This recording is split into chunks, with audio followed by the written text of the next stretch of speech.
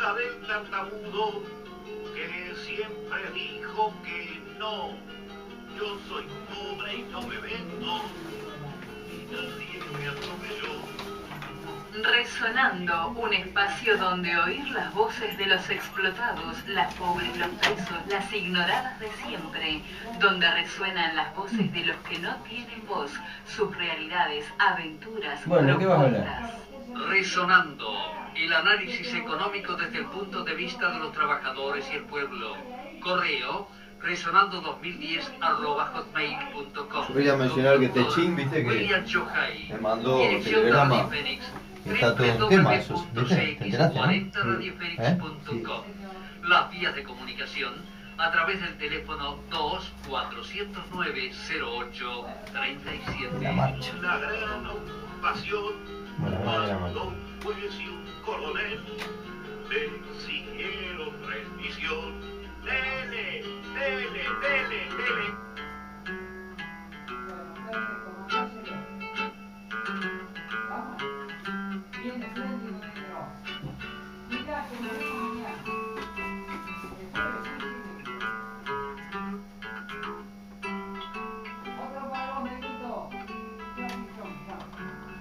Crece desde el pie, musiquita, crece desde el pie. Buenas noches. Resonando. 21 de octubre de 2013. ¿Cómo andas, Oscar? Bien, anda bien. Buenas noches, William. Buenas noches a la audiencia. Pablo. Buenas noches, Oscar. Estamos 099-600-289. Vamos a empezar. 099-600-289. Resonando 2010 @gmail.com, ese correo electrónico. Información en Resonando en Fénix, www.resonandoenfénix.blogspot.com. Ponen Resonando en Fénix y ahí les sale. Veamos. Y lo primero que está ahí ahora es el análisis de la deuda que leíste en el programa anterior. Sí. No, hay que terminar de leerlo. ¿Eh?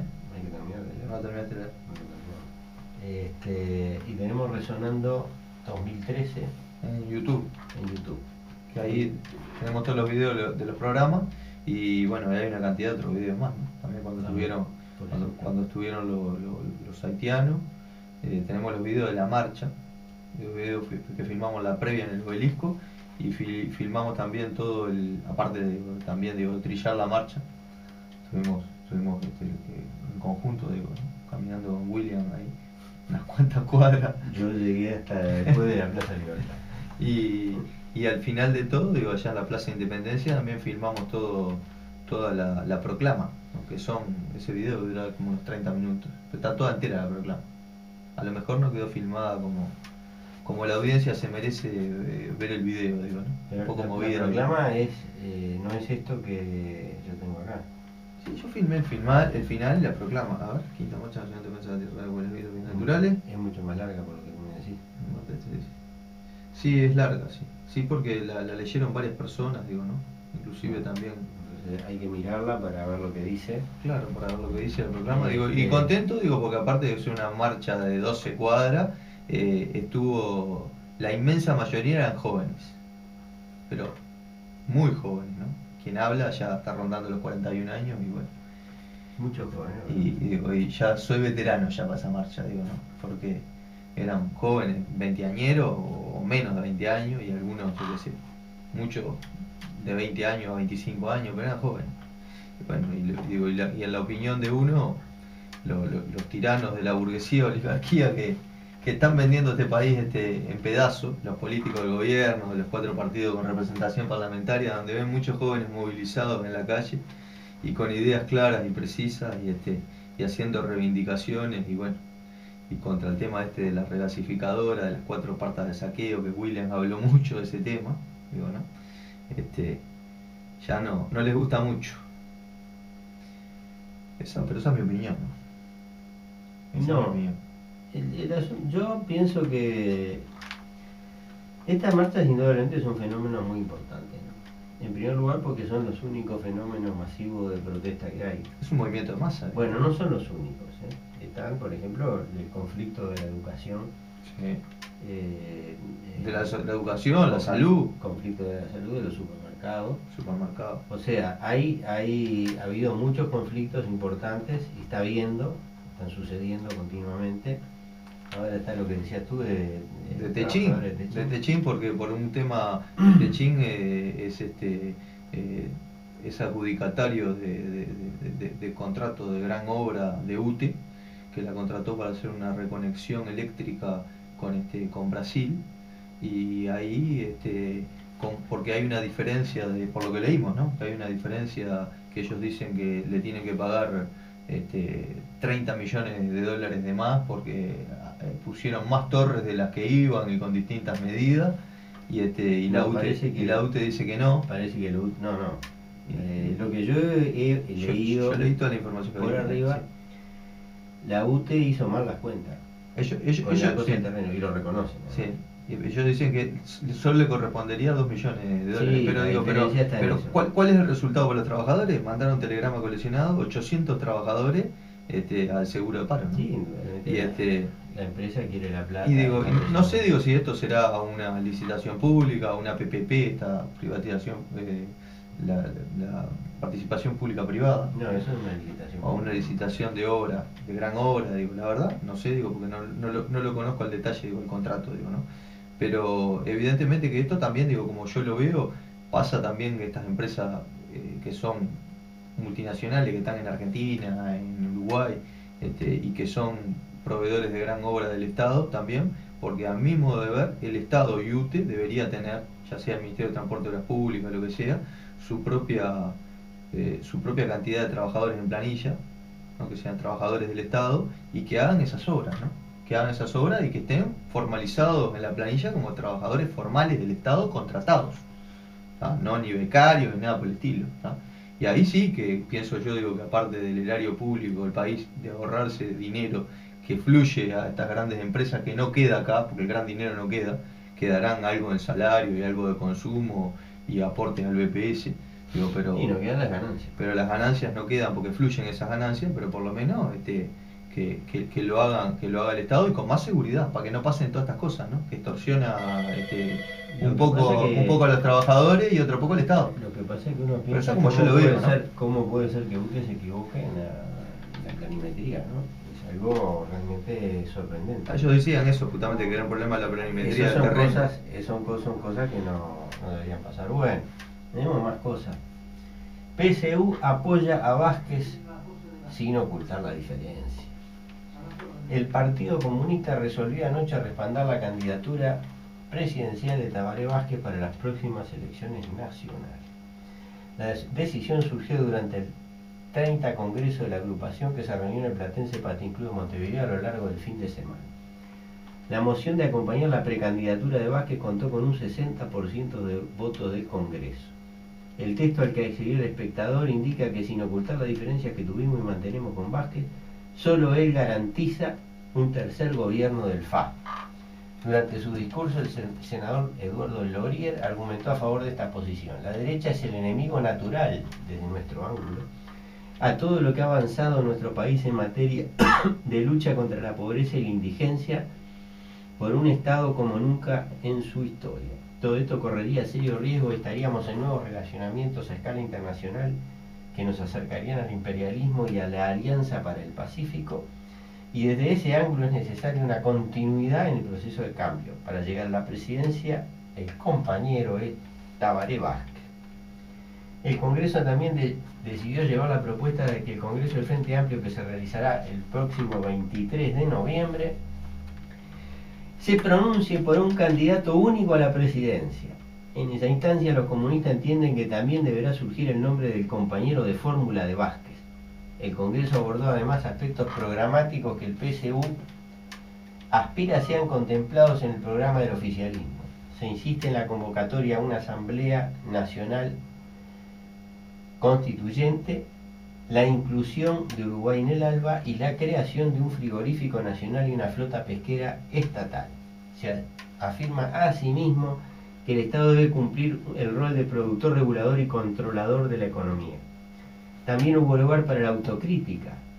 Bueno, acá en esto de las propuestas, en otras cosas que han salido por ahí, se habla de instalar detracción a las exportaciones de productos agropecuarios primarios, de producto primario. Y aumentarle los impuestos al capital.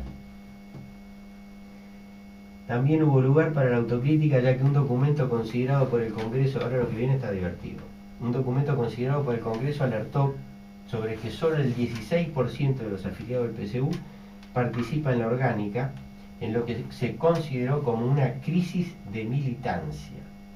Según el observador, se planteó que cuesta lograr que los organismos del partido trabajen en forma planificada y controlada. El número de organismos reunidos ha bajado y su funcionamiento tiene enormes dificultades.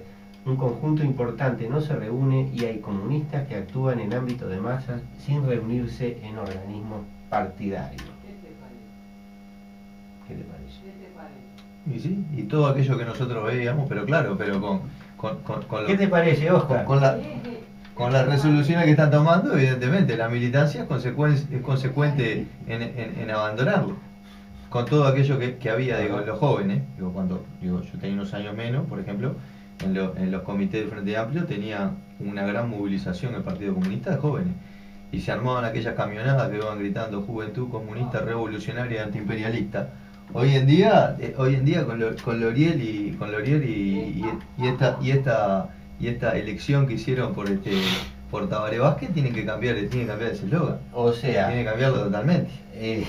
Totalmente. No, pero además está divertido, porque dice, todo esto correría serio riesgo de estaríamos en nuevos relacionamientos a escala internacional que nos acercarían al imperialismo y a la Alianza para el Pacífico. Sí. Y si eso es lo que quiere, Tabaré Vázquez, el candidato del imperialismo. Por lo menos Tabaré, no sé si lo ha dicho públicamente, no me acuerdo. Pero Astori, que es su mano derecha, claro, lo ha dicho públicamente. Sí, Él está de acuerdo con la Alianza para el Pacífico. No, pero le toman el y del ALBA más vale ni hablar, ¿no? Pero lo del frigorífico nacional, digo, yo no leí toda esta noticia, ¿no? Lo del frigorífico nacional. Lo de la flota pesquera, pero desde el gobierno de Tabaré Vázquez que lo vienen reivindicando. ¿Y qué pasó que no lo sacaron?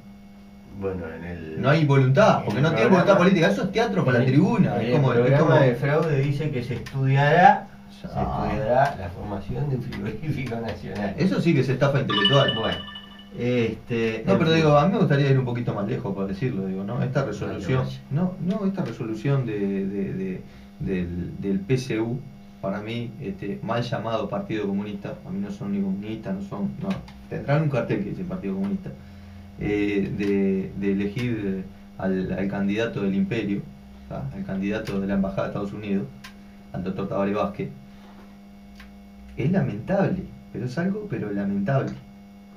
El hombre del imperio. No, pero es lamentable porque aparte justamente están apoyando a los poderes del norte, que fueron los mismos que mandaron asesinar, torturar y desaparecer miles de comunistas en la década de 60 y de 70. Pero ¿cómo es? Porque acá las cosas hay que decirlas. O sea, es la gobernanza de la corporatocracia, las corporaciones transnacionales, ¿tá? Saqueadoras o no saqueadoras, contaminantes, no contaminantes, pero son, se terminó la soberanía, la independencia y todo. Y que me digan, que me lo quieran vender al doctor Tabaré Vázquez o a Constanza Moreira, que es para atajar votos por la izquierda, para que después hacer un teatro de una elección y gane Tabaré, y ahora hay que acompañar al compañero Tabaré, que es lo mismo, ¿está? La verdad, digo, para mí, digo, es lamentable. ¿Qué? Constanza la tiene para atajar los votos por la izquierda. Ella, y si votó la ley de megaminería, yo que sé, las PPP, digo, no sé, digo, votó todo, digo, las tropas Haití, al Congo, digo, o sea que votó todo. La política económica, todo. Pero cuando vienen los compañeros haitianos. Por eso digo, la gente, no sé, yo qué sé, estoy claro, ¿cómo no van a perder militancia? Los jóvenes leemos un mensajito. Se ven infartar. Y William, ¿qué me decís del regalo pedorro que los Aerosmith le dieron al Pepe? Y el Pepe reciprocó, los exoneró de IVA por $900.000, ¿eh? Y bueno, no sabía el dato de los $900.000, que probablemente es cierto porque debe haber habido mucha guita ahí. Sí, lo exoneró. Pero no fue el único. El que escribe este mensaje está contra la cultura. Y a Mar Anthony Sos malo, William, sos malo vos, William. Está contra la Y cultura. Amar Anthony también. ¿Eh? Y Amar Anthony también lo Pero exoneró. Anthony, la cultura en su máxima expresión, compañero. Escúcheme. Bueno, yo creo que si usted quiere afiliarse a alguna dama que le guste, tiene que llevar al concierto para Anthony. Si quiere que se hagan, que lo sigan aunque hasta la muerte, tiene que llevar al concierto. Y también pagar la entrada. Ser consecuente con todo. Y por supuesto. Comprende. Bueno, puede ofrecer para la media, si la dama en cuestión puede, digo, eso de que el varón tiene que pagar. Yo pago la mía y pago la media de ella. No, a lo mejor, ¿y por qué no que te paguen a ti la otra? Sí. Bueno, No, me da vergüenza. bueno, Eso, estamos me da haciendo. ¿Y por qué te da vergüenza. vergüenza? Me da vergüenza, me da vergüenza. Bueno, estamos haciendo un poquito de, en fin, de distensión, ¿no? Nosotros no se lo creemos, me río. Nosotros no se lo creemos, pero lamentablemente la mayoría de la gente sí. Graciela. Nosotros no se lo creemos, pero la mayoría de la gente, lamentablemente, bueno, no sé bien a qué se refiere. Será lo de Tabaré Vázquez, supongo. Bueno. El Partido Comunista eligió al PSU del fraude amplista, eligió al candidato del Fondo Monetario Internacional. Nosotros íbamos a leer ahora ¿En lo que te había quedado? la encuesta. Ah. Encuesta acerca al FA a escenario de 2000. Yo sé que la encuesta le gusta, Pablo. Por eso Pila me gusta. está contentísimo. Encuesta acerca al FA a escenario de 2009 con triunfo en primera vuelta. Un estudio realizado por Luis Eduardo González, alias El Sordo, a un año de las elecciones nacionales, esto lo digo yo, no lo dice la crónica, a un año de las elecciones nacionales de octubre de 2014 reveló que el FA con 45% sigue consolidada como la principal fuerza política y que cuanto más jóvenes son los votantes, es mayoritaria su inclinación hacia esta alternativa política. Vamos a ver qué opinan los oyentes, que manden mensajes, a ver qué les parece. Se infiere de este estudio de intención de voto como una posibilidad real que la izquierda se imponga ya en los comicios de octubre, incluso con mayoría absoluta. De todo modo, el autor de este informe ve también probable una multiplicidad alternativa dado el tiempo aún pendiente de 12 meses de dura confrontación de aquí al día de la elección. Basándose en la encuesta de opinión pública por la empresa Cifra, el politólogo de 61 años aseguró que los que más se inclinan por el fraude amplio son los que aún no cumplieron los 30 años. Entre ellos lo votaría el 50%. En ese tramo de edades, un 21% apostaría hoy por el Partido Nacional, un 15% por el Partido Colorado y un 14% no sabe, no contesta otros. Bueno, el grupo integrado por quienes tienen entre 30 y 44 años muestra una disposición similar. FA 49, PN 24, eso no agrega mucho. Y después está el tema de lo que podría ser por clases sociales, ¿no? Según Educación añadió, los que más votan al Frente Amplio son los que tienen enseñanza secundaria incompleta, 52%. Seguidos por los que completaron estudios terciarios, 45%, entre los que tienen a lo sumo educación primaria, solo el 36% se inclina por el FA. En esta descripción del votante frentista añadió que los más firmes según sus ingresos están entre los sectores medio-bajos, 50%, y medios, 49%. Entre los ingresos más bajos son un 40%. Bueno, ¿qué opinas? No, no sé, yo qué sé. Hicieron un estudio ahí por franja etaria y por nivel socioeconómico y por estudio. Bueno. Pero la verdad que yo lo que opino es que no les creo. No le crees. No les creo. Para No. mí son compradas. Digo, Bueno, las claro. encuestas, digo, pero bueno, está, pero esa ¿Tú? es mi opinión. ¿Tú le crees?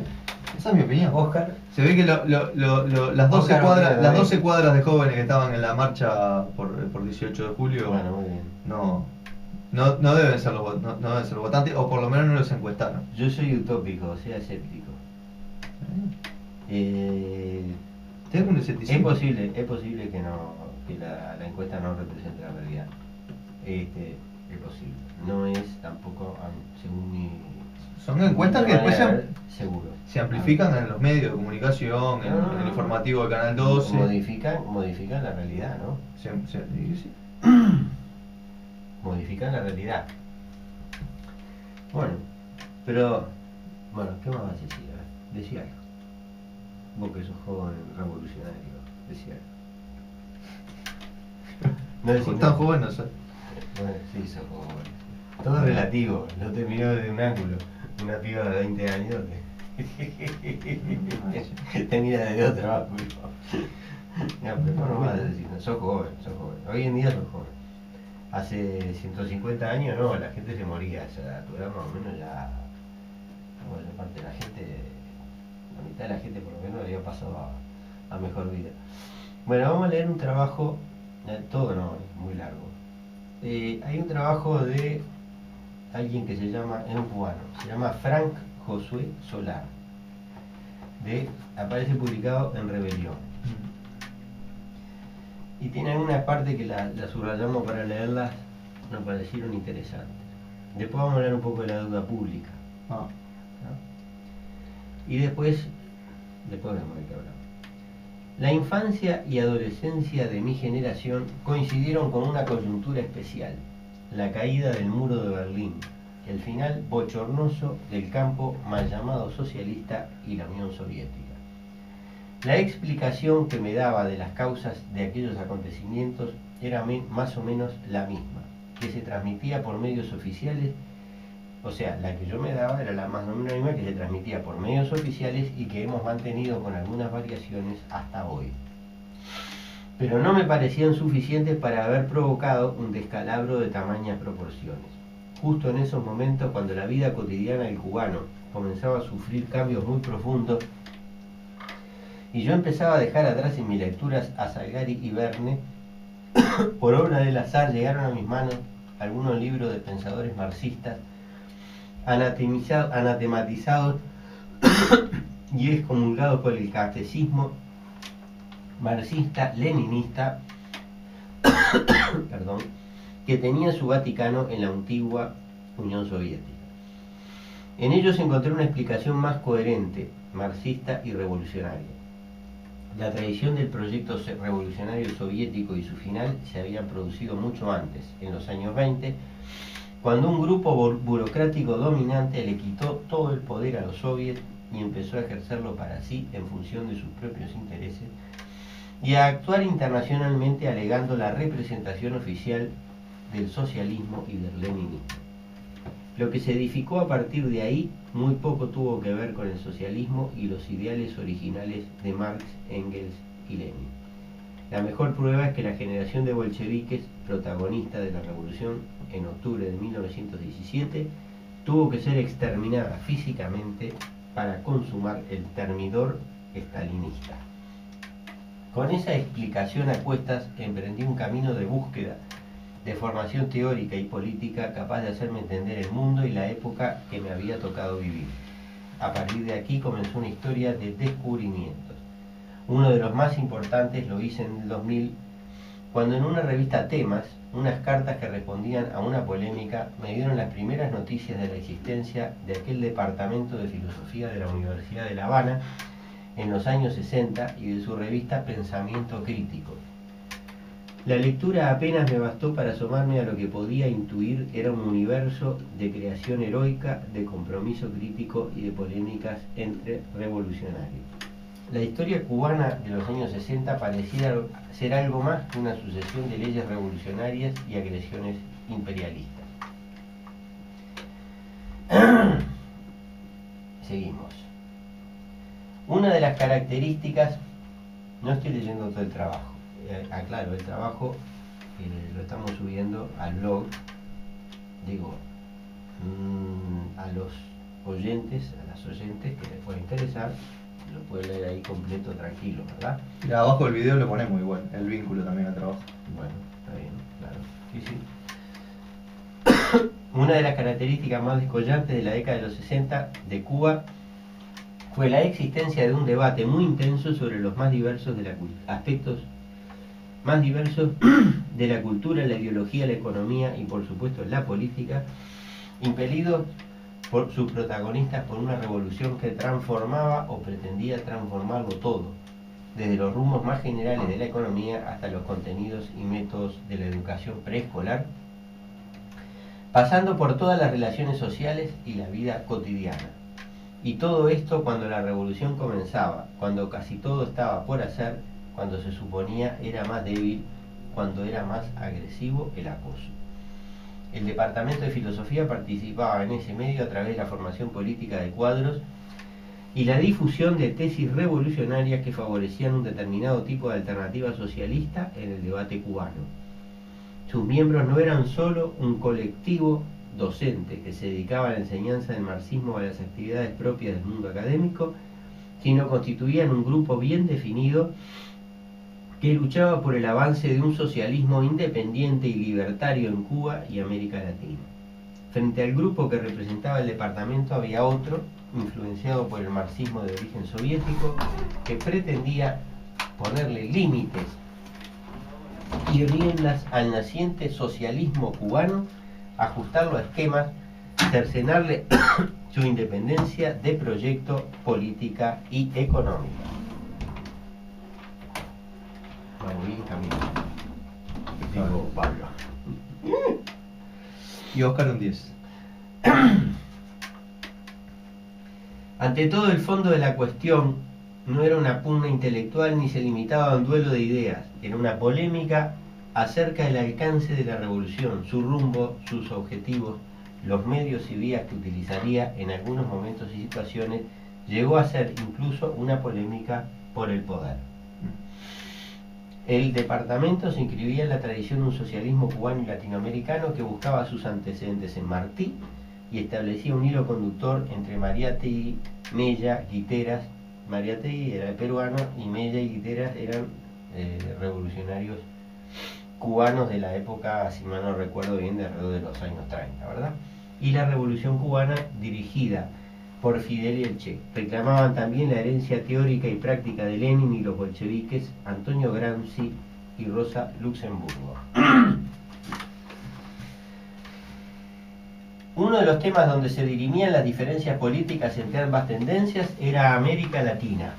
La extensión de la revolución latinoamericana era considerada como una necesidad vital para el proceso socialista cubano de los 60. Esa es también una verdad contemporánea. El destino de la revolución cubana se decide, en última instancia, en el desenlace de la revolución latinoamericana. Mientras la política exterior soviética se basaba en la razón de Estado y la coexistencia pacífica, la revolución cubana practicaba un activo y militante internacionalismo hacia América Latina. Cada uno de los hechos revolucionarios del continente eran vividos con gran intensidad en Cuba. Se entendía que una política internacionalista no era solo una cuestión moral para la revolución, sino de sobrevivencia. ¿Cómo andamos, Oscar? ¿Paramos? Paramos.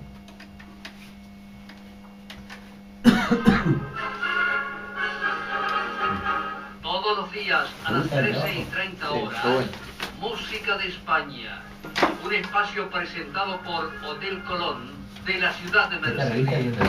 Más que un hotel, un lugar para disfrutar. Teléfono 4537-20 Cuando nosotros llegamos a Cuba ya no se editaba, se dejó de editar ahí como 60 y pico. Radio Félix informa la hora. 21 horas, Recuerda el nombre del 27 artículo. minutos. Ese artículo no me lo leí.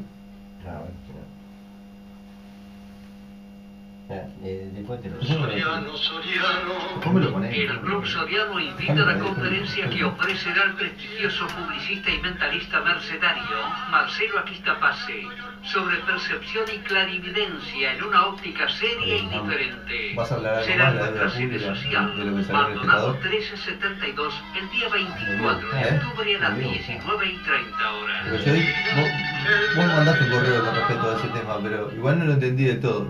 Inferí algo, La cultura se pero impulsa. ¿Qué es lo que no Las entendiste? oportunidades se ¿Qué es lo que crean. no entendiste? El conocimiento se alimenta y las ideas siempre se prefiero ocupan. escuchártelo vos. El compañerismo se Lo que citó el espectador. La amistad se trabaja y el trabajo se economista de provoca. izquierda. Los miedos se enfrentan y la alegría se contagia. Y así La sociedad se Me transforma. imaginé que era algo de eso. El recurso más valioso que tiene el Uruguay es su gente. Pero no puso el Porque tiene la vínculo al capacidad trabajo. de producir un Lo país mencionó, pero no puso el diferente. vínculo al trabajo. El Uruguay que queremos. Era demasiado, ¿no? Uruguayos. Lo que pasa es que le nacidos gustó del lo futuro de la calecita financiera. Atención a Los otros instituciones días culturales, que estuvo deportivas hablando o del PM, políticas. si contaminado o Invierta no, donde Código pueda País. hacer conocer sus Tiene un logros Facebook. e Entré al inquietudes. Facebook Código País Erika y Félix, le copié teléfono lo que 2 tú hiciste del 408 PM por la ganancia. 3292, Le puse email para que vuestro programa no habla de esto. Lo mandé para que lo bicharan los ¿En demás. qué programa? Código País. La ganancia, que se habla de todo, pero de la ganancia, quién se la lleva y cuánto se lleva, de eso está prohibido decirlo. ¿No escuchás ningún Y en lado? los 1330 de su dial y desde la ciudad de ¿Eh? Montevideo, Que de ese tema habría que hablar. la Es justamente emisora el tema popular central. del Uruguay. CX40 Radio. ¿Quién se la lleva, cuánto se la lleva y cómo se la lleva? Bueno, no, en el fuera de coso comentábamos Fuera del aire. fuera del aire comentábamos con Pablo que salió en el Espectador un artículo que me cita. Dice, economista de izquierda advierte en calecita financiera. Ahora no lo voy a leer, porque después al final del programa vamos a terminar de leer el artículo original. Esto es una síntesis que hacen ahí, media más o menos. Basado en cifras del Banco Central, el trabajo del informe realizado por William Joy. O sea, acá yo tengo la obligación de hacer una aclaración acá. Yo me fui de la red economista de izquierda hace un tiempo, creo que lo informamos en el programa. En el programa atrás pasado. Y el trabajo es solo mío, ¿no? O sea, por un lado había que hacer la aclaración de que no involucra a la red economista de izquierda, que podrá o no estar de acuerdo con el trabajo. Y por el otro lado, bueno, eso. Entonces cita en una parte del trabajo y se ve que les gustó, de acuerdo a la información conocida al día de hoy, casi termina la crónica, ¿no? Con aproximación, el grueso de estas son letras de regulación monetaria que se están colocando a tasas de interés del entorno del 14% anual y a plazos cortísimos, de 80 a 360 días. Una verdadera calecita financiera, concluyó. Eso es lo que le gustó a la gente del Espectador. Pero bueno, y como decías tú, como pasa siempre, no ponen el vínculo para que quiera poder leer el trabajo completo, ¿no? Seguro. Bueno, el trabajo completo está resonando en Fénix, está claro. Bueno, pero veníamos leyendo este trabajo.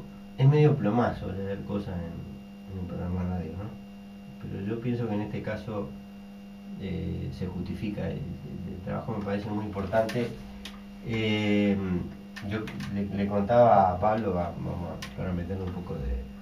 Es la lectura y la reflexión que te va a hacer el programa. Para meter un poco de anécdota, la revista Pensamiento Crítico. La llegaste a conocer.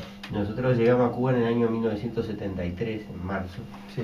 y la llegamos a conocer en los locales que tenía la organización, a pesar que la revista ya había dejado de salir. Yo no me acuerdo en qué año dejó de salir, creo que fue a fines de la década del 60, y realmente era una revista interesantísima, ¿no? En los locales que tenía la organización en Cuba había ejemplares y nosotros, por cierto, que los leímos, ¿no?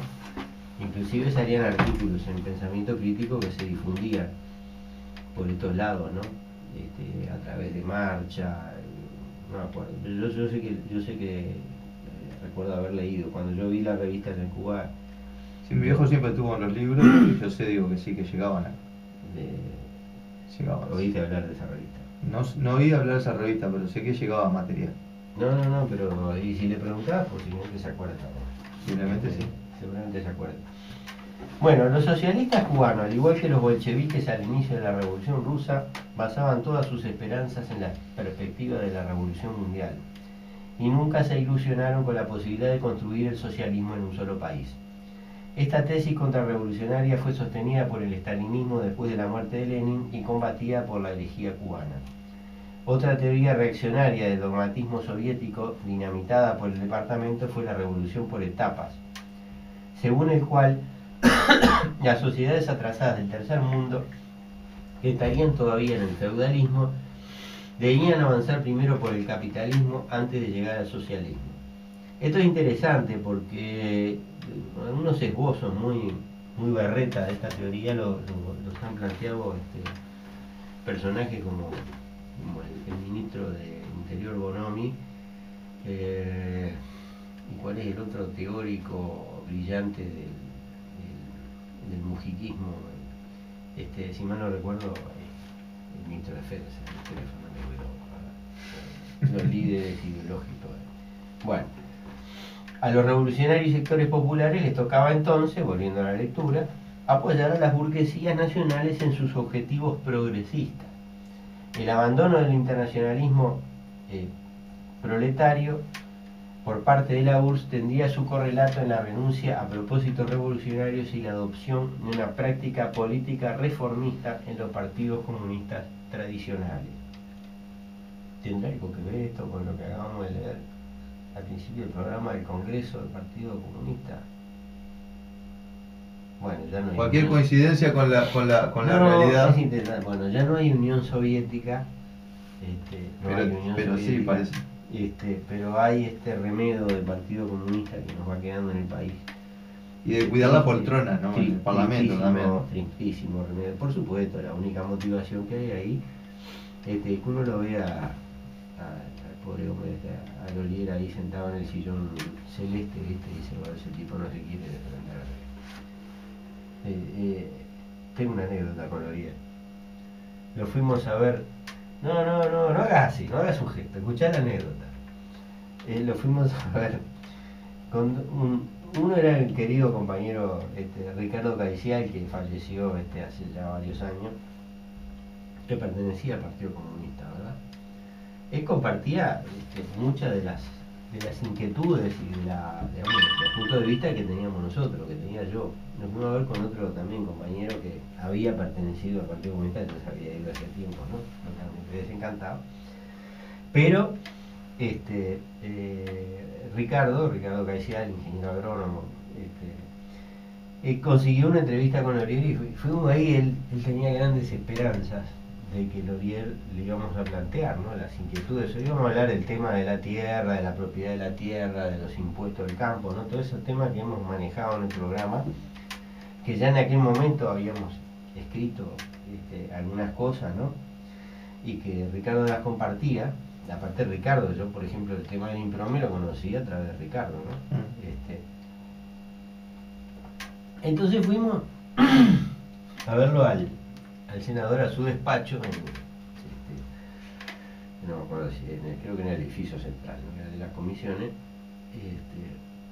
y estuvimos ahí como, no sé, 30 o 40 minutos. No pudimos hablar, no pudimos decir. Yo creo que apenas lo que pudimos fue saludar. El tipo se puso a hablar y habló todo el tiempo él, hasta que se terminó la entrevista. O sea, entonces cuando salimos me dice Ricardo, ¿y qué te pareció? Le dije, Ricardo, ¿qué querés que me haya parecido?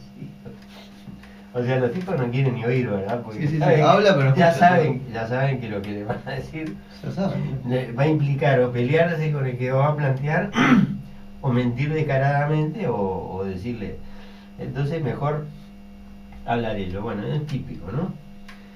Bueno, frente al reformismo y al etapismo, seguimos leyendo, siempre cogidos de la mano, el departamento defendía una alternativa socialista y revolucionaria. Está hablando del departamento de filosofía de la Universidad de La Habana, ¿no?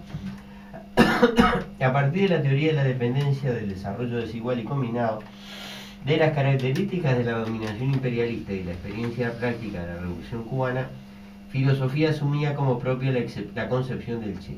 Las burguesías autóctonas han perdido toda su capacidad de oposición al imperialismo, si alguna vez la tuvieron, y solo forman su furgón de cola. No hay más cambios que hacer, o revolución socialista o caricatura de revolución. Solo la expropiación del imperialismo y de los capitalistas cubanos permitió el avance de la revolución después de 1959. Esta era precisamente la lección más importante que podía deducirse de la experiencia viva. Sin una economía nacionalizada y planificada, la revolución cubana nunca podría haber logrado lo que hizo. La llamada burguesía nacional en Cuba había sido incapaz de jugar un papel progresista y lo mismo era aplicable al resto del continente. Por eso en el número 36 de Pensamiento Crítico aparecían estas palabras de Fidel Castro. Hoy para el mundo subdesarrollado el socialismo es condición del desarrollo. Bueno, a nosotros el artículo es más largo, pero pone, digamos, en el tapete cuestiones fundamentales, ¿no? O sea, todos estos procesos que tocan acá, tocan allá, esto podría aplicársele, por ejemplo, al proceso venezolano, ¿no? O sea, con toda la simpatía y la diferencia, ¿no?, entre lo que es el proceso venezolano y lo que puede haber sido Venezuela antes, ¿verdad?, antes de Chávez, es evidente que el proceso venezolano no ha tomado, digamos, el toro por las guampas, el control de la economía y transformarlo en una economía planificada. Entonces, digo, yo no me pongo en contra, la veré al frente. Tenemos que ser cautos en ese sentido, ¿verdad? Porque es indudable que por más limitaciones que pueda tener el proceso venezolano, al imperialismo no le gusta ni un poquito, ¿verdad?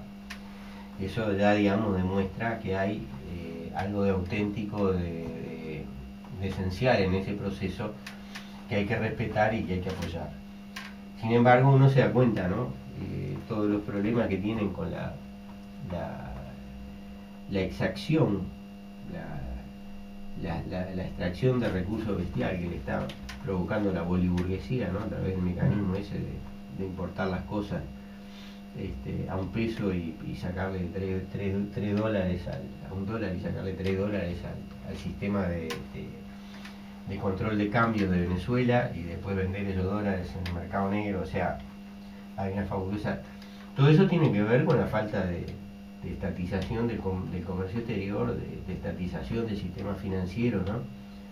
Y si seguimos por ahí seguramente vamos a encontrar muchísimas otras inconsecuencias y problemas, ¿no? La debilidad de la reforma agraria que ha afectado solo una parte minoritaria de la tierra, en fin.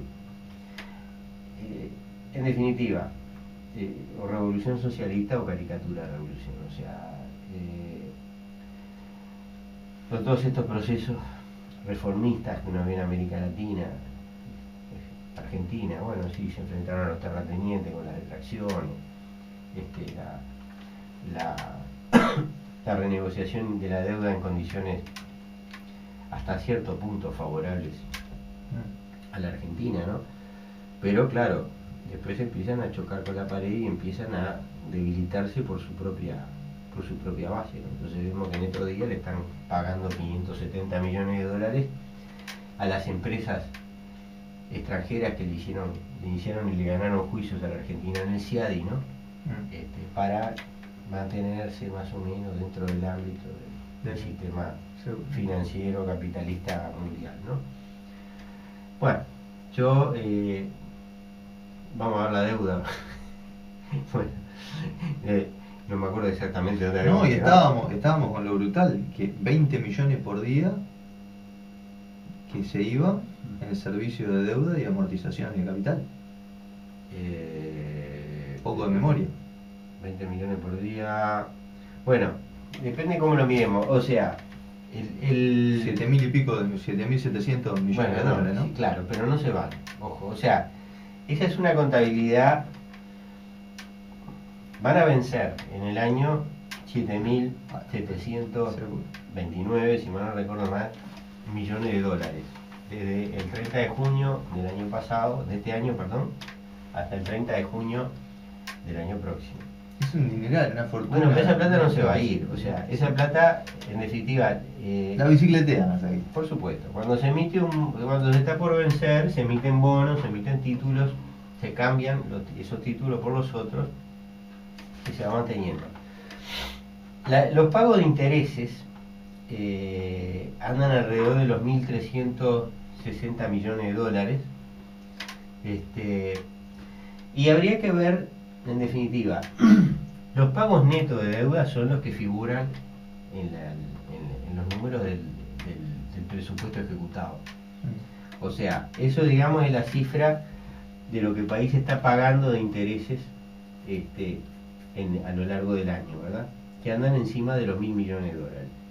Ahora, eso hay que establecer un paralelo, está aparte, forma parte pero no completamente de lo que nosotros calculábamos que tiene que ver con el manejo que hace el Banco Central de la deuda en pesos y en unidades indexadas a corto plazo. Nosotros venimos insistiendo hace tiempo, sigue creciendo el porcentaje de la deuda nominada en pesos, entre comillas, alcanza el 61% frente a un 52% del año antes, o sea, del total de la deuda pública, un 61% está nominada en pesos. La deuda nominada en dólares es ahora, al 30 de junio, apenas el 35% del total. 35 más 61 da 96. Bueno, hay un 4% que son yenes, derechos especiales de giro, en fin, otras monedas, ¿no? Como venimos afirmando hace tiempo, los pesos no son en realidad mayoritariamente unidades indexadas. Casi la mitad de la deuda está en unidades indexadas, el 48,52%. Del total de la deuda pública, entonces, apenas el 12,69% está nominada en pesos uruguayos.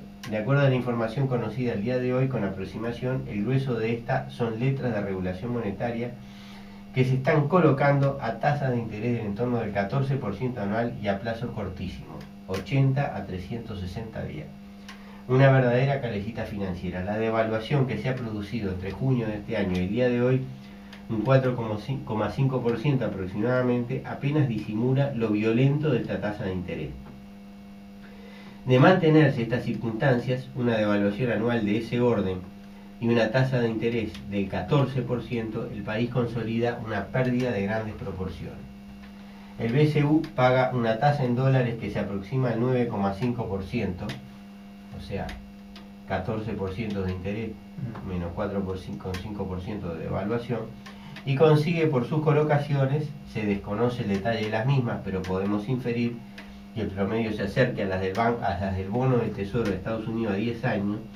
En realidad esto es más bien una subestimación, o sea, yo estoy seguro que están obteniendo menos de eso, pero bueno, si la tienen en el bono del Tesoro de 10 años, tienen el 2,5%, probablemente tengan un porcentaje alto a plazos menores y con tasas de interés también bastante menores. Para la parte de las colocaciones en UI, los datos son similares, o sea, que se obtiene un 2,5% y la deuda en dólares anda en el torno del 9 y pico %. O sea, hay una pérdida en torno del 6%. Eso es lo que le dicen el déficit parafiscal. Dólar. Eso genera lo que se le llama déficit parafiscal. Una cuenta oculta. Esa pérdida. Y es una cuenta de la que se habla muy poco, sí, realmente. Para la parte de las colocaciones en UI, los datos son similares. Resulta difícil calcular con exactitud las pérdidas que este juego le provoca al país. Es complicado porque todos los 2 o 3 veces por semana hay emisiones de títulos, hay licitaciones. Entonces, para tener una idea, en letra de regulación monetaria, las antedichas emisiones de deuda a plazo muy corto, sumando pesos en unidades indexadas, hay emitidos el equivalente a 8.743 millones de dólares. O sea, 8.743 millones de dólares emitidos a esos plazos, a plazos de un año. Es muy corto. En algunos casos creo que hay un poco más de un año. Si estimamos una pérdida anual equivalente al 6% de ese monto, ya vimos que puede ser mayor, llegamos a una cifra del orden de los 500 millones de dólares anuales. Cifra que, para contextualizar, podríamos equiparar a la construcción de 10.000 viviendas de tipo cooperativo cada año. 10.000 viviendas, o sea, eliminar el déficit de vivienda en pocos años, ¿verdad?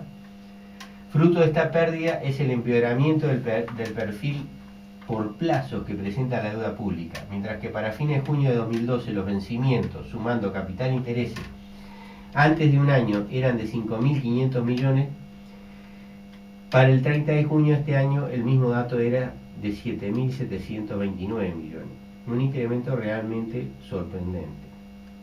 Para terminar, los pagos anuales de intereses previstos, 1 de julio de 2013 hasta 30 de junio de 2014, sumaban calculados a aquella fecha, o sea, al 30 de junio de 2013, que es cuando el Banco Central publica hasta donde corta, digamos, hasta donde llega el informe, sumaban 1.362 millones de dólares.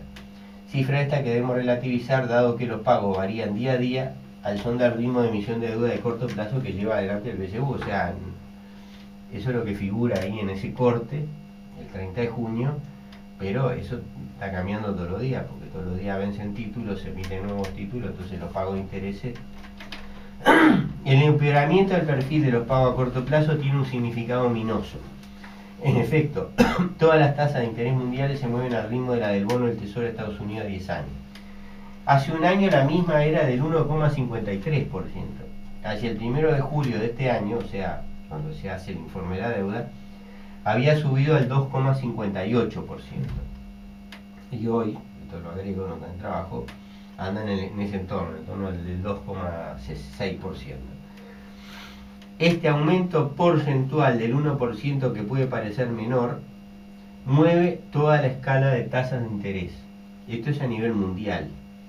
En particular incide sobre las que paga nuestro país al contraer nueva deuda. Un reflejo de ello, la tasa del 14% para las colocaciones de corto plazo en pesos que mencionábamos más arriba. Si bien el riesgo país de Uruguay no ha variado significativamente desde el año pasado a este, ¿qué es el riesgo país?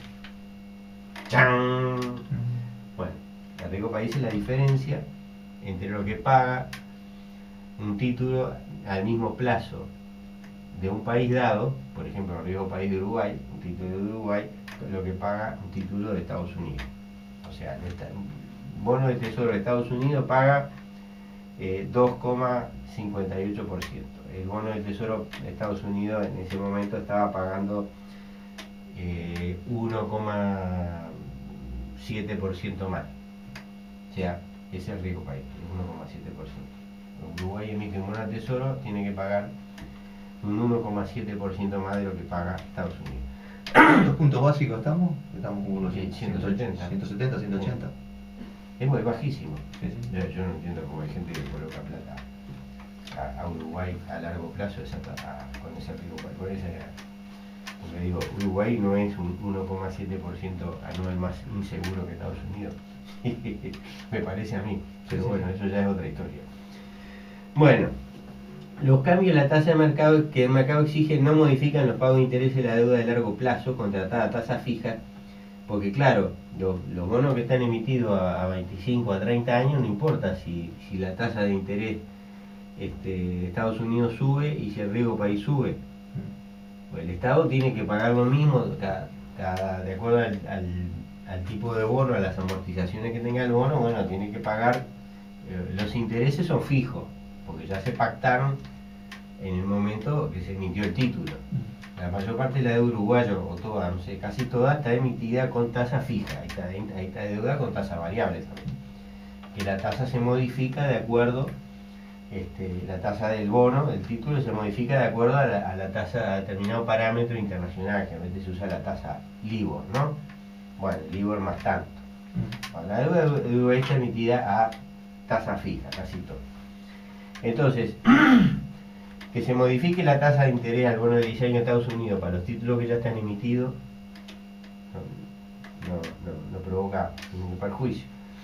Que se modifique el riesgo país, tampoco, porque el título ya está emitido. Lo que pasa es que estamos emitiendo 7.729, que era la cifra prevista al 30 de junio de este año, todos los años.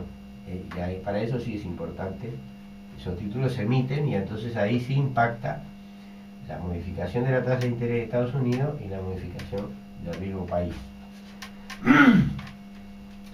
Bueno, eso es la importancia del el asunto de la tasa de interés. ¿Qué pasa? Como tenemos tanto, se está emitiendo tanto, entonces nosotros le decimos calecita financiera, todas estas variables tienen una incidencia directa en los montos de intereses, porque claro, se modifica cualquier cosita. Entonces, es que la variación de las tasas en Estados Unidos tiene un impacto en los flujos de capital entre el centro y la periferia que no es proporcional. O sea, llegado a un punto, dicho flujo que los últimos años, 10 años, ha sido intenso y desde el centro hacia la periferia, puede cambiar bruscamente de signo. Algo de esto ocurrió hace unos meses, por ahí por mayo, junio, cuando la Reserva Federal de Estados Unidos anunció que reduciría el suministro de liquidez al sistema en breve. La tasa de interés saltó hasta casi 3%, la del bono del Tesoro de Estados Unidos a 10 años, y provocó grandes movimientos a nivel internacional. En nuestro país y en Brasil se observó un rápido aumento del nivel del precio del dólar. Aquí coincidió con una medida administrativa de tipo restrictivo del BCU para el ingreso de capital especulativo que agravó el fenómeno. Pero el precio del dólar saltó un 10%, ¿verdad? O sea, una gran salida de dólares, de pesos para comprar dólares. La reacción a nivel mundial, incluidos a los Estados Unidos, fue tan violenta que la Reserva Federal se vio obligada a dar marcha atrás con los anuncios. O sea, no llegaron a tomar ninguna medida concreta, porque se les complicó mucho más de lo que ellos pensaban, el solo anuncio, ¿verdad? Y hace pocos días eso se consolidó, o sea, dijeron que no iban a, por ahora, no iban a reducir el suministro de la fluidez al sistema. En el programa que viene explicamos cómo se produce ese suministro de fluidez. A modo de resumen, la situación de la deuda pública uruguaya es peor que hace un año. El enlentecimiento del ritmo de crecimiento económico que se puede ver con claridad en las cifras que periódicamente libran los organismos públicos y privados dedicados a esos menesteres, que se refleja en una caída a su vez de los incrementos de la recaudación fiscal. En última instancia, el servicio de la deuda se cumple a través de esta, incide directamente en el fenómeno de la deuda pública y empeora su pronóstico. De persistir este enlentecimiento económico, los números seguramente empeorarán rápidamente en los meses y años próximos.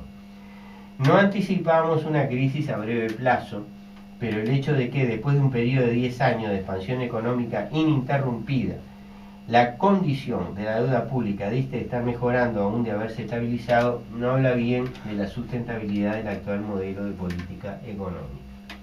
Bueno, suscribimos al análisis porque Astori dice que tenemos deuda soberana y verdaderamente lo que tenemos es una soberana deuda. Lo que pasa es que habría que ver si la deuda alguna vez puede ser soberana, ¿no? La deuda solo sería soberana cuando fuera interna, ¿verdad? O sea, deuda con Japón. Nos sale a vender eso a través de la deuda con los japoneses. Claro, con los japoneses, como tú lo analizaste bien. Entonces, bueno. Nos dice Oscar. Se acabó la diversión. Me llamó, el comandante llegó el comandante y mandó a parar. Seguro.